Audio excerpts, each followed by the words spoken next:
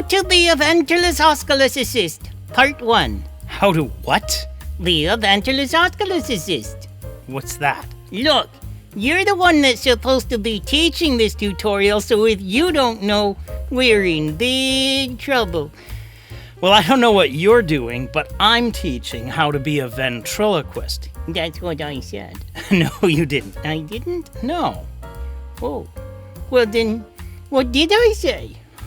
Honestly, George, I don't know. Well then, how do you know I didn't say ventriloquist? Maybe I did say ventriloquist. Yes, that's exactly what you said. Well then, see? We're all set. Ladies and gentlemen, if you want to become a ventriloquist, you've come to the right place. Or if you want to become a ventriloquist. I just said that. When I was in 6th grade, my parents plopped the Sears and Roebuck Christmas gift catalog in my lap and asked me what I wanted for Christmas. After browsing for a while, I decided I wanted a ventriloquist puppet, which cost all of $15. My parents, hoping to stave off the traditional play with it for a week and then bury it in the closet forever syndrome, also bought me some books and tapes on how to do ventriloquism. It turned out that this became, for all of us, the most memorable Christmas gift I ever received. I read through the books, listened to the tapes, stood in front of a mirror, and practiced the exercises for hours and hours. And before the next Christmas rolled around, I was already doing short shows for children's groups at church. Now, it wasn't until I'd worn out that puppet and bought an identical one for $20 this time, and then wore that one out too, that I decided to spend money on a professional puppet. By that time, I was in college, and I was doing presentations at various churches and an occasional birthday party or a nursing home or a library show.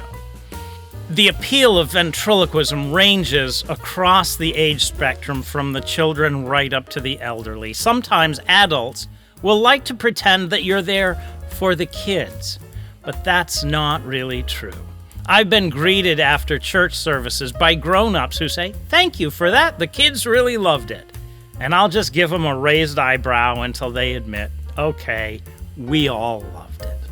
So what is ventriloquism? Webster defines it as the production of the voice in such a way that the sound seems to come from a source other than the vocal organs of the speaker. We generally think of it in two different ways. We think of it as throwing your voice, and we think of it as talking without moving your lips. So first, I'd like to dispel the throwing your voice myth. Ventriloquists don't throw our voices. Our voices are always generated from within our own body and emanate from it. The idea that a ventriloquist can make their voice come from a different location is flat out untrue. Ventriloquism works because human ears don't have pinpoint accuracy for direction. Our brains interpret cues like tonal quality, volume balance, and signal delay between the ears to identify a general direction of the sound source, but it's not that accurate. The further away from the audience I am, the smaller the angle that is formed by me and my puppet and your ear off in the distance. You simply can't tell the difference between a voice coming from here and a voice coming from here. If the puppet's mouth is moving, but mine is not, your attention will be drawn to the puppet. If a ventriloquist wants to fool you into thinking their voice is coming from within a box or behind a curtain, the simplest thing to do is to make sure that their voice comes out slightly muffled. Because when you don't have an unobstructed line from the sound source to your ears, high-end frequencies are lost. And most of this in the modern era becomes moot. I remember once after doing a show, someone said to me, "Your voice was coming directly from the puppet. I know it was."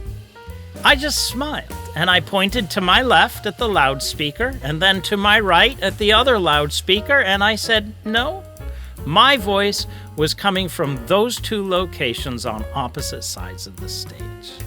Whether you have a puppet that is only inches from your mouth or something else that's several feet away from your mouth, the illusion is maintained by two very important things that the ventriloquist does. The first is, obviously, not moving your lips. The second is that the ventriloquist must draw the audience's attention to the object which is supposedly talking. In the case of the puppet, that's done by moving the puppet's mouth, but also in the way the ventriloquist engages with the puppet. If the ventriloquist spends the entire time staring blank-faced at the audience while the puppet is talking, no one will believe the illusion. To some extent, you must believe the illusion yourself, so that you engage with the puppet as though it was a living, breathing, and speaking organism. This means, of course, that the puppet needs to have a believable personality. Now, in these tutorials, I will begin not by focusing on the puppet, but on the mechanical aspects of talking without moving your lips. I recommend that you get somewhat proficient at that aspect of ventriloquism before you engage with a puppet. Why? Well, if you start by picking up a puppet to create voice and character, you may end up developing an accent, a timbre, or speech patterns that are difficult to maintain while keeping your mouth still. It would be a little bit like a classical composer writing a violin concerto before learning the basics of the instrument.